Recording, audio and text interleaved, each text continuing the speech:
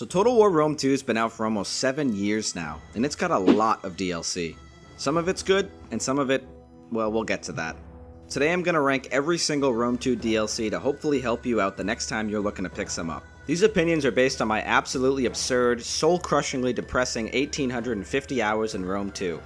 Now, Rome 2 DLC comes in 3 flavors: unit packs, culture packs, and campaign packs, and I'm going to be ranking them in that order.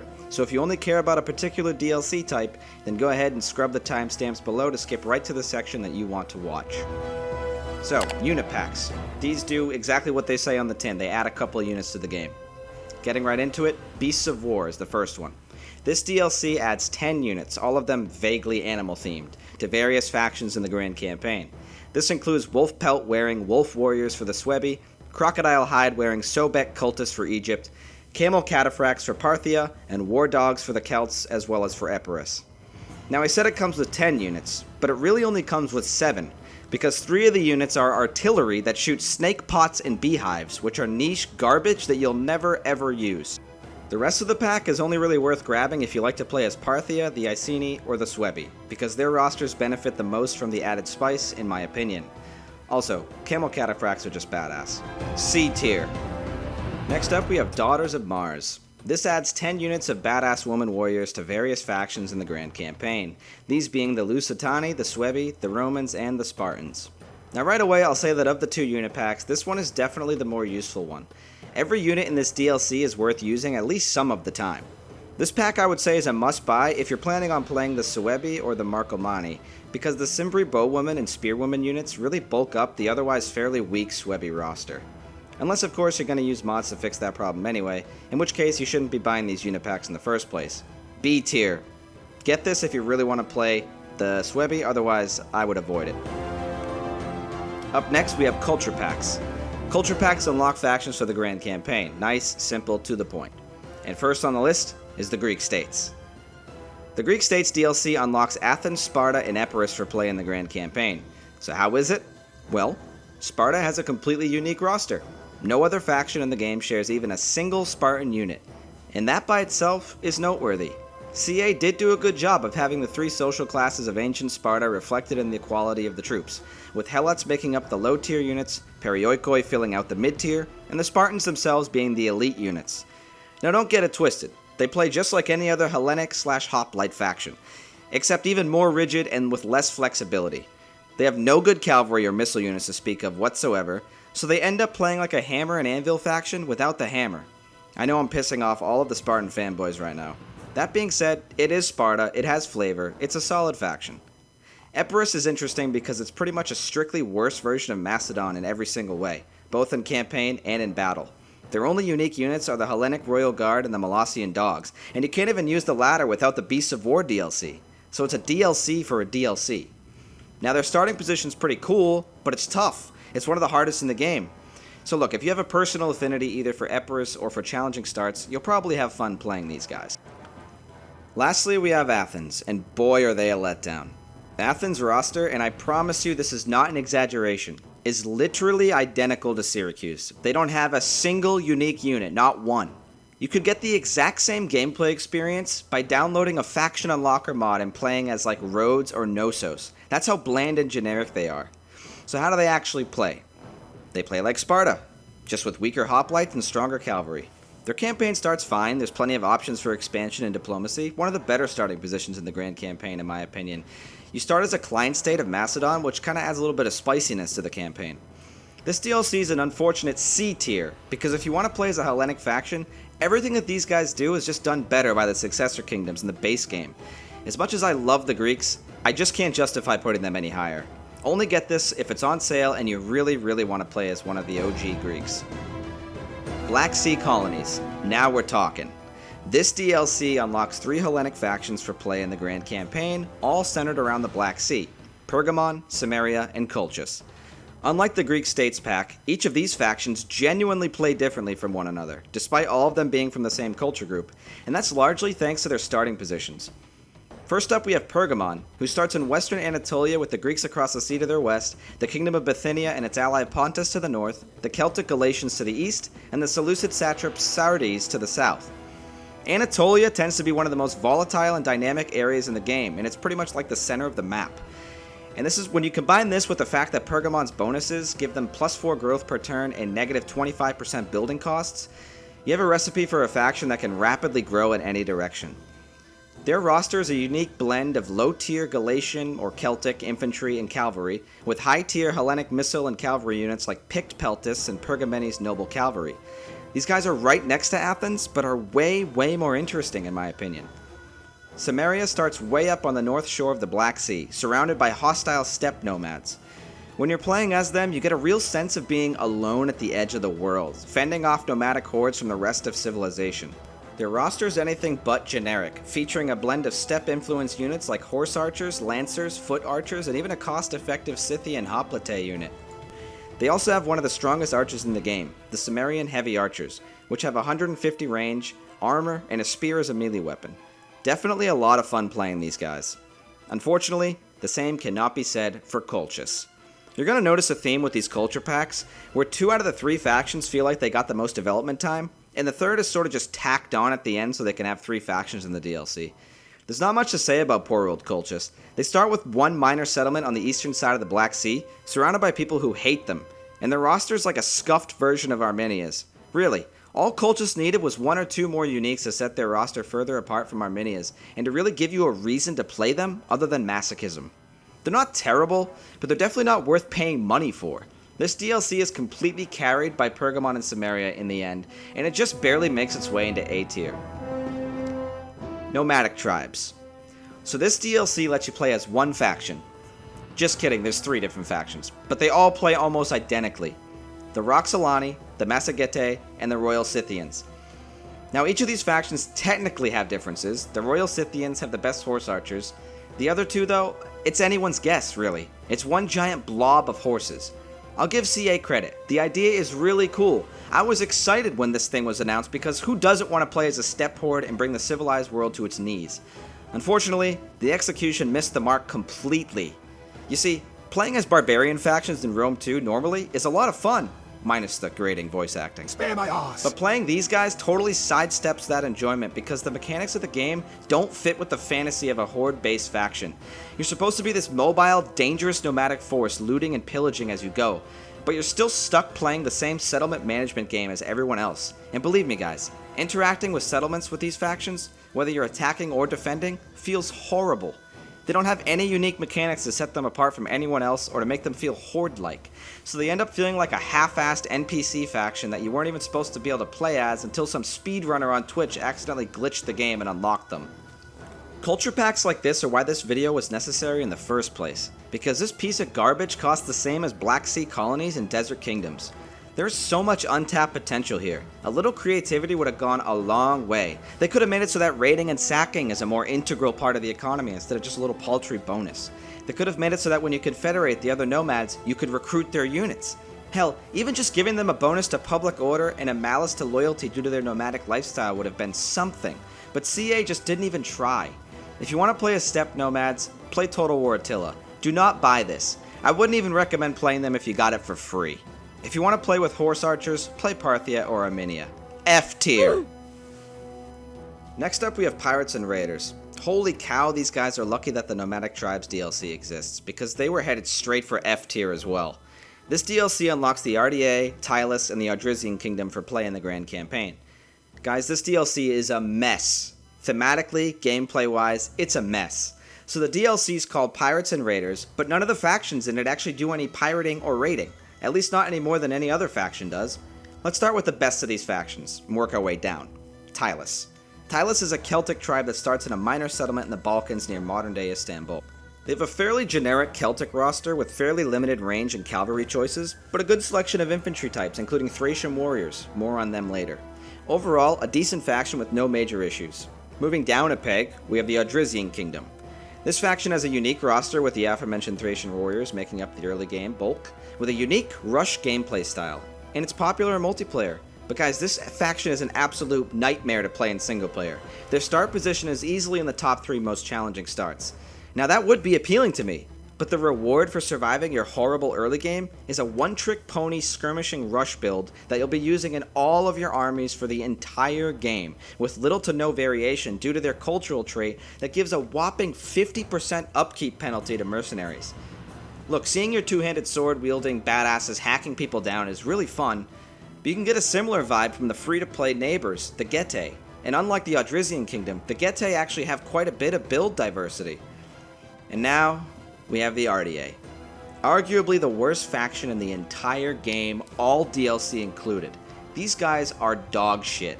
It's a travesty that they never got any love from CA post-launch. All they needed were some more unique units. Or even just units at all.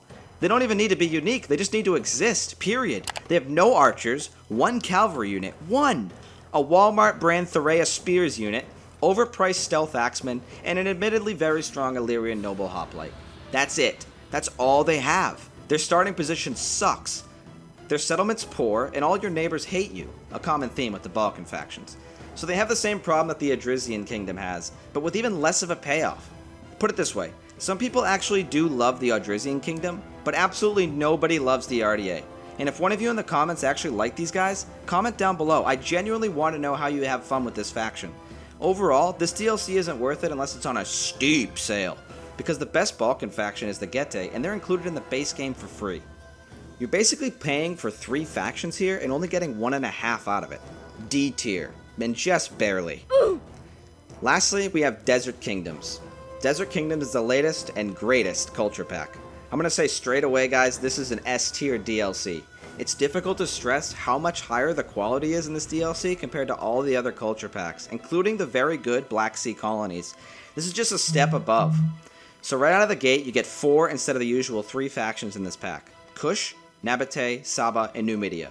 Each of these factions has massive rosters, fully flavored and fleshed out. Guys, we're talking Camel Cataphracts, Camel Archers, Shotel Warriors, Desert Legionaries, Scythe Chariots, War Elephants, I could go on and on. These guys are packed to the brim with cool shit. They each have unique techs, and Saba even has a unique building, the Great Dam of Marib. The best way I can describe playing as these guys is that it's like the feeling you get when you play as Rome. When you play as Rome, everything makes sense. You get to experience the full game, you don't feel gimped, you have unique units and a unique mechanic with the Auxilia system. That's what these guys feel like, and it's what I wish the other Culture Pack DLCs, and frankly, even some base game factions felt like. Needless to say, I'm a big fan. The only potential downsides is that you spend a lot of time fighting in the desert, and Numidia's start is extremely tough, so if either of those 2 things bother you, it might knock it down a peg. Other than that, this DLC is definitely worth getting. It costs the same as the rest of them, and it blows them out of the water. S tier, easily. And now for the final category, we have campaign packs. While culture packs unlock factions for the grand campaign packs offer entirely new, though usually smaller, campaign maps, oftentimes with new factions as well. Caesar and Gaul. Caesar and Gaul is a mini-campaign that takes place on a zoomed-in map of Gaul during Julius Caesar's Gallic Wars. There are 3 culture groups on offer with 4 playable factions in total: Rome, Arverni, Nervi, and the Suebi. In addition, this campaign pack unlocks the Nervi, the Boii, and the Galatians for the grand campaign. This was CA's first campaign pack, and it shows. It's less ambitious than the subsequent ones, but that doesn't make it necessarily bad. Here's what I like about it. 1. It's 24 turns per year, which means you really do have to hunker down during the winter, otherwise you'll get destroyed by attrition. No other campaign has this attrition mechanic, so that's really nice to see. Number 2, you get to play with unique generals like Caesar, Mark Antony, and Vercingetorix, and some of them have unique abilities. That's really cool. Number 3, when you play as the Romans, you really do feel like you're on the frontier. The theming in the DLC in general is just pretty good. And number 4, you need to pay off the tribes against each other. Much like Caesar did in real life, if you want to survive, especially on the higher difficulties, you need to be playing realpolitik and channel your inner Bismarck. Number 5, it's cathartic to play as the Gauls and to throw the Romans and the filthy Germans out of Gaul. Number 6, the mid-game crisis events, no spoilers, are unique and throw a wrench into the campaign. I'm a big fan of mid-game crises, and I really wish the other campaigns would steal these ideas. Number 7, Galatia, one of the factions this DLC unlocks for the grand campaign, is actually really fun. Now here's the bad. It's 24 turns per year. Now that means the entire family tree and political system are basically dead features. In fact, the political system itself is actually disabled in this DLC. For some, that's a positive, but for me, I enjoy the challenge that politics provide. It's thematic to the period, and I especially enjoy nurturing my family tree and watching it grow, so this is definitely a negative that hurts the replayability for me. Rome 2 is not a difficult Total War game, in fact it's one of the easiest, so taking away challenge is not a good thing. And lastly, there's only 3 playable cultures, and the Nervi and Arverni play very similarly, so once you've played a campaign as Rome and a campaign as one of the Gallic factions, you've pretty much seen everything the campaign has to offer. You can go back and play through it as the Suebi, but it's not going to be radically different from playing as the Gauls.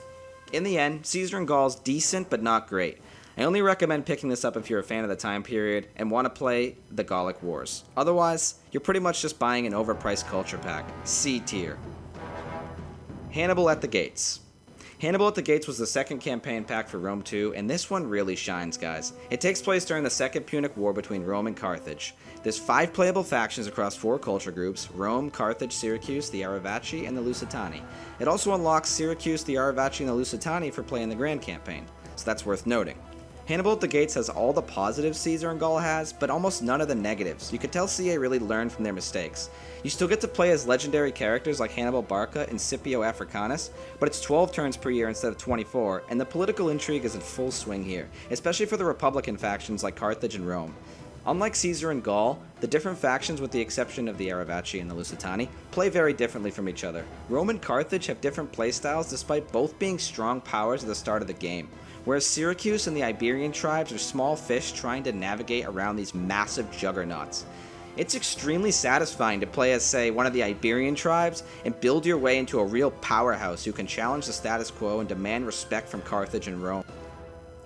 Overall, the cultural diversity in this DLC as well as the varied start positions make this one much more replayable than both Caesar and Gaul and Wrath of Sparta, and the factions it unlocks for the Grand Campaign are solid too. This is an easy A tier. Speaking of Wrath of Sparta is a campaign pack that takes place during the Second Peloponnesian War and features a zoomed-in map of Greece and Western Anatolia. This one is painful for me, because there's so many things that it gets right, but it's held back by crippling flaws. So, what can you do? You can play as Athens, Thebes, Sparta, and Corinth. The latter 3 all start in an alliance against Athens. Now, the factions do start in varied and fairly interesting starting positions. Especially Athens. Keeping your maritime empire together is a real challenge. Wrath of Sparta features 2 defining mechanics that the other DLC packs don't have: hegemony and Persian escalation. Hegemony makes it so that capturing one of the major faction capitals will give you a massive diplomatic hit with all factions, similar to Realm Divide from Shogun 2.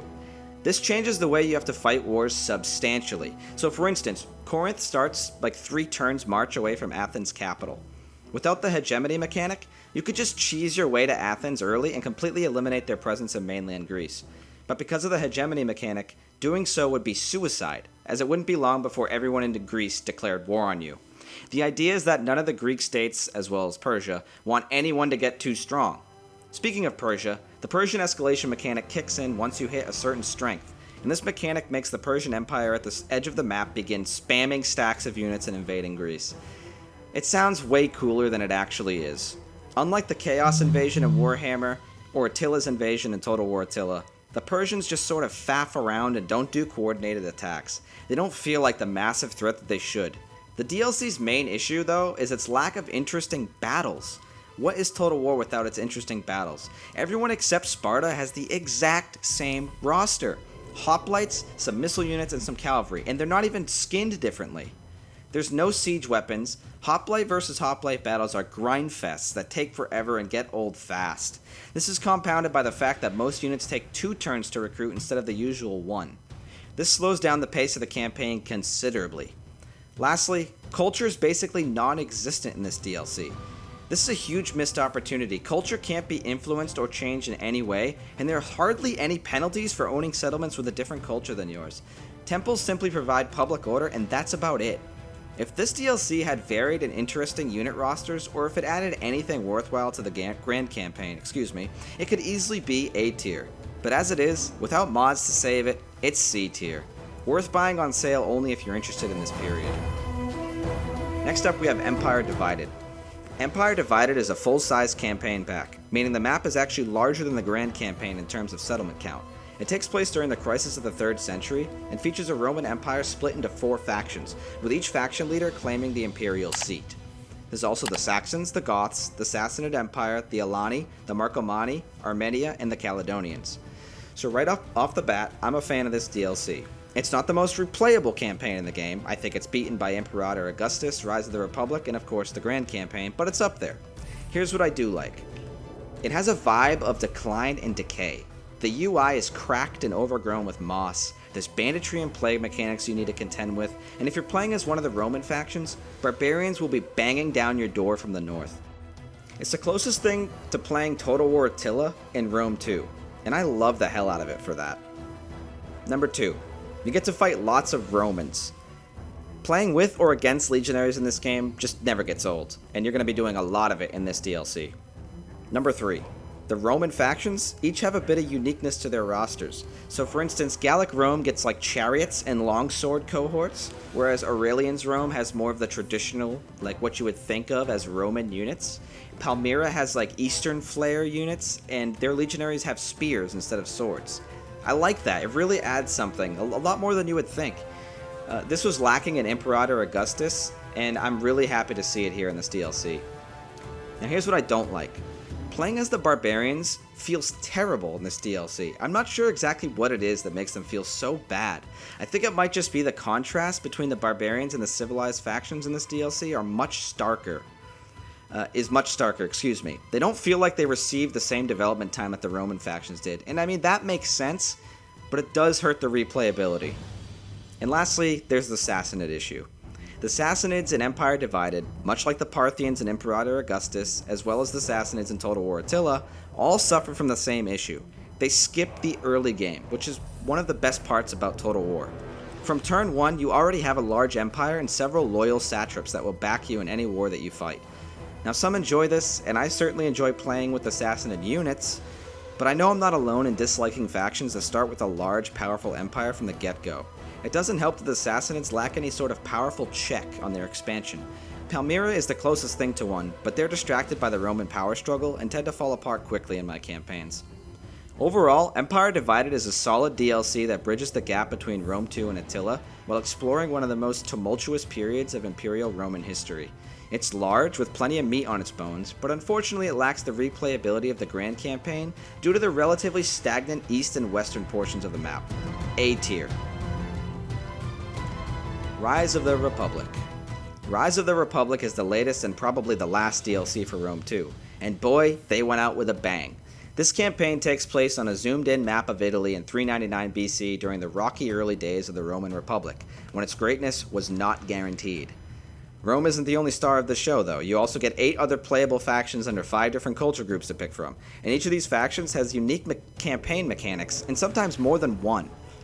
If you're worried about factions feeling too samey, then let me dispel that worry right now. Every faction feels distinct from one another, even within their own culture groups. There's a slew of cultures in the map, including unplayable ones like the Messapians and the Carthaginians, and conflict is fast and furious. Here's a warning, if you like to play slow and pick your enemies apart carefully, you will not have a good time in this DLC. Diplomacy is even more useless than normal. The closest analogy I have to reference is Shogun 2 Sengoku Jidai period. Everyone on the map is desperately fighting to survive, including Rome. Rome is very challenging in this campaign. You don't get Hastati, Principes, and Triarii until the end of the tech tree, and your pre-reform units are trash. You're surrounded by people who hate you, but then again, so is everyone else.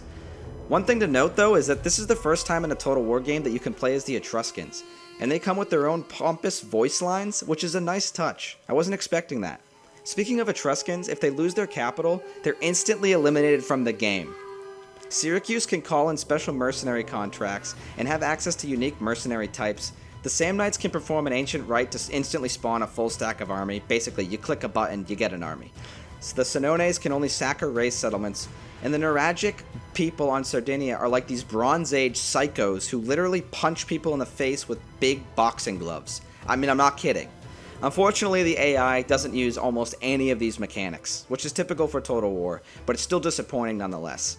It's also worth noting that the DLC doesn't unlock anything for the Grand Campaign, which is a missed opportunity. They could have easily made the Etruscan League playable in the Grand Campaign with all the new assets and voice lines that they did for this DLC. Overall though, this is definitely the best campaign pack DLC, and I honestly think every type of player will find something here to like. The factor that puts this DLC above Empire Divided in the end is that unlike Empire Divided, every faction in Rise of the Republic feels like a major faction that you're meant to be able to play as. The Barbarians in Empire Divided, on the other hand, feel more like filler factions that were just added so that the store page on Steam could say that it has more playable factions. Rise of the Republic is S tier. Definitely check this one out, guys. I want to know what you guys think. Post your personal DLC tier list down below and I'll give it a heart react. I'll catch you in the next one. Good luck in your campaigns, wash your hands, and do not buy the Nomad DLC.